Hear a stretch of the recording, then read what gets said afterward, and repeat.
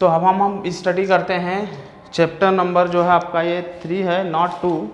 ये चैप्टर 3 है gravitation. Gravitation में हमें पढ़ना है क्या होता है। आप ग्रेविटी के बारे में छोटे क्लास में भी पढ़ते आ रहे हैं। ग्रेविटी क्या होता है आप जानते हैं कि अर्थ जो होता है हर एक ऑब्जेक्ट को अपने सेंटर की तरफ क्या करता है, खींचता रहता है। अगर किसी हम स्टोन को ऊपर फेंकते हैं तो आप देखते हैं कुछ ऊंचाई जाने के बाद पुनः वो क्या होता है, नीचे की तरफ आने लगता है। इसका मतलब हर एक ऑब्जेक्ट का अर्थ क्या करता है, उसको अपने सेंटर की तरफ खींचता रहता है, ठीक ना। तो यहाँ पर हमें डिस्कस करना है universal law of movement, universal law of gravitation. Universal law of gravitation में हमें ये बताया, न्यूटन साहब ने ये बताया था कि every object in this universe attract to each other. हर एक ऑब्जेक्ट जो होता है इस यूनिवर्स में क्या करता है, एक दूसरे को क्या करते हैं, अट्रैक्ट करते रहते हैं। जैसे हमारा मार्कर है वो किसी दूसरे को अट्रैक्ट करेगा, मार्कर भी दूसरा भी क्या करता है, मार्कर को अट्रैक्ट करता रहता है, ठीक। ये जो अट्रैक्शन फोर्स लगता है ये दोनों क्या होता है, उसके मास के ऊपर डिपेंड करता है कि किसके ऊपर कितना मास होगा, उसके अनुसार उसके ऊपर फोर्स एक्सेलरेशन प्रोड्यूस होता रहा। तो आप न्यूटन सेकंड लॉ में आपने देख लिया अच्छी तरह कि एक्सेलरेशन किस तरह हमारे मास के ऊपर डिपेंड करता है। यहाँ पर हमें ये देखना है उसके बीच कुछ जो है रिलेशंस बताना है कि दो ऑब्जेक्ट के बीच लगने वाला जो फोर्स होता है उन फोर्स को हम कैसे कैलकुलेट करेंगे और वो कितने के बराबर कितना होता है ये हम कैलकुलेट करेंगे, जिसमें हमें पढ़ना है universal law of gravitation. Gravitation के कुछ यूनिवर्सल लॉ है जो हमें यहाँ पर डिस्कस करना है। तो ग्रेविटेशन यूनिवर्सल लॉ क्या कहता है कि the force exert between the two body, दो बॉडी के बीच लगने वाला force is directly proportional to their masses and inversely proportional to the square of distance between them। इन दोनों के बीच का, जैसे मान लीजिए उन्होंने क्या बताया था, the force act between two bodies is directly proportional to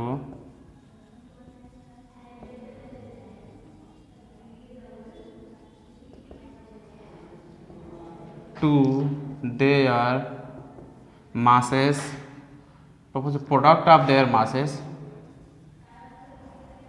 product of their masses and inversely proportional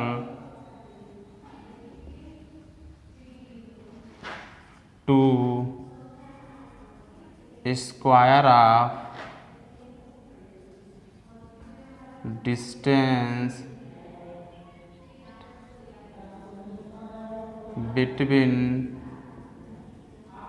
them, ठीक ना। स्क्वायर ऑफ डिस्टेंस उन्होंने क्या बताया था कि जैसे सपोज दैट ये कोई बॉडी हो, ये दोनों बॉडी हो, ठीक। इसका मास अगर m1 हो, इसका मास अगर m2 हो और इन दोनों के बीच के सेंटर का डिस्टेंस अगर r हो, तो न्यूटन साहब ने बताया था कि every object in this universe का हर एक ऑब्जेक्ट क्या होता है, एक दूसरे ऑब्जेक्ट पर क्या करता है, फोर्स लगाता है। तो ये ऑब्जेक्ट भी इसके ऊपर फोर्स लगाएगा और ये ऑब्जेक्ट भी क्या करेगा, जैसे मान लीजिए मैंने दो स्फेयर रख दिया यहाँ पर, तो फर्स्ट वाला स्फेयर भी इसके ऊपर मास फोर्स लगाएगा, सेकेंड वाला भी इसके ऊपर फोर्स लगाता है, ठीक। तो अभी जो ये फोर्सेस होता है इन दोनों के बीच लगने वाला जो फोर्स होता है वो कितना होता है ये हमें यहाँ पर कैलकुलेट करना है। तो उन्होंने बताया था कि force acting between two bodies is directly proportional to product of their masses, यानी इन दोनों के मास के प्रोडक्ट के directly proportional to force is directly proportional to m1 and m2 and inversely proportional to the square of distance between them। इन दोनों के बीच का जो डिस्टेंस होता है इसके बीच के सेंटर का जो डिस्टेंस, यहाँ पर डिस्टेंस r है ना, तो सेंटर के डिस्टेंस के स्क्वायर के इन्वर्सली प्रोपोर्शनल टू होता है। तो f is inversely proportional to 1/r²। और ये जो दो टर्म्स जो है यहाँ पर न्यूटन साहब ने बताया था कि किसी बॉडी के ऊपर लगने वाले फोर्सेस जो होते हैं वो दोनों के प्रोडक्ट के बराबर होते हैं और जो डिस्टेंस होता है उसके स्क्वायर के इन्वर्सली प्रोपोर्शनल होता है। अगर इन दोनों टर्म्स को हम एक साथ मिलाते हैं तो f is proportional to m1 m2 and inversely proportional to r² होगा। और यहाँ से जब प्रोपोर्शनलिटी हटाते हैं तो एक कांस्टेंट लगाते हैं और यहाँ पर जो कांस्टेंट लगता है वो g के बराबर होता है m1 m2 बाई में r। इसको याद रखिएगा, ये जो g होता है उसको हम बोलते हैं ग्रेविटेशनल कांस्टेंट, ठीक ना। कैपिटल जी से डिनोट करते हैं। G is the proportionality constant और known as the gravitational constant. तो जी इज अ कांस्टेंट होता है जिसको हम बोलते हैं ग्रेविटेशनल कांस्टेंट के नाम से भी जानते हैं, ठीक ना। अभी हम इसकी वैल्यू कैलकुलेट करके बताएंगे कि ग्रेविटेशनल कांस्टेंट की वैल्यू कितनी होती है, ठीक। तो यहाँ पर जो है देख रहे हैं कि फोर्स जो होता है हमारे डिस्टेंस के क्या है, इनवर्सली प्रोपोर्शनल टू होता है। अगर हम डबल करते हैं डिस्टेंस टू बॉडी के तो ग्रेविटेशनल फोर्स क्या है, तो 1/4 है।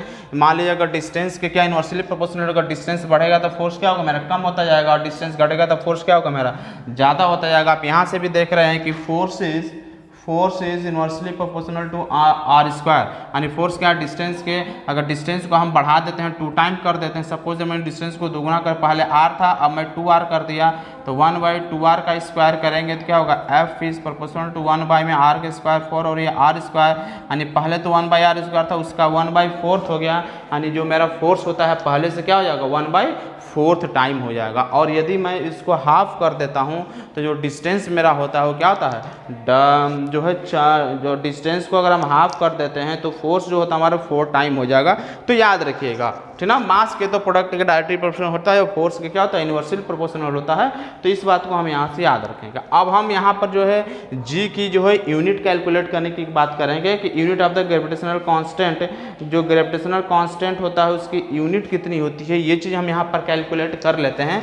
तो यूनिट की बात करते हैं तो देखिए यहाँ से अगर हम निकालते हैं, यहाँ पर हमने कैलकुलेट कर रहे हैं, आपको पता है एफ इक्वल होता है जी m1 m2 में, m2 में क्या होता है आर स्क्वायर होता है, तो यहाँ लिखाएंगे एफ आर स्क्वायर का मल्टीप्लाई कर देंगे जी m1 m2 होगा, तो जी इक्वल टू हो जाएगा एफ आर स्क्वायर बाई में m1 और m2, ये दोनों इसके नीचे आ जाएगा डिनोमिनेटर में। अब आपको पता है फोर्स का यूनिट क्या यूनिट क्या होता है, न्यूटन होता है। आर क्या है डिस्टेंस है तो इसका जो है यूनिट मीटर होगा, आर स्क्वायर है तो मीटर स्क्वायर हो जाएगा, और इसका मास है तो मास का केजी होता है, फिर एक और मास है तो उसका भी केजी हो जाएगा, यानी सब मिलाकर जो यूनिट बनता है जी का, यूनिट ऑफ अगर हम जी की बात करते हैं तो न्यूटन मीटर स्क्वायर पर केजी स्क्वायर, दो बार केजी है तो पर केजी स्क्वायर होगा, या इसको हम ऐसे भी लिख सकते हैं न्यूटन मीटर स्क्वायर केजी पर -2। तो ये मेरी जो है यूनिट बन जाती है ग्रेविटेशनल कांस्टेंट जी की क्या होती है,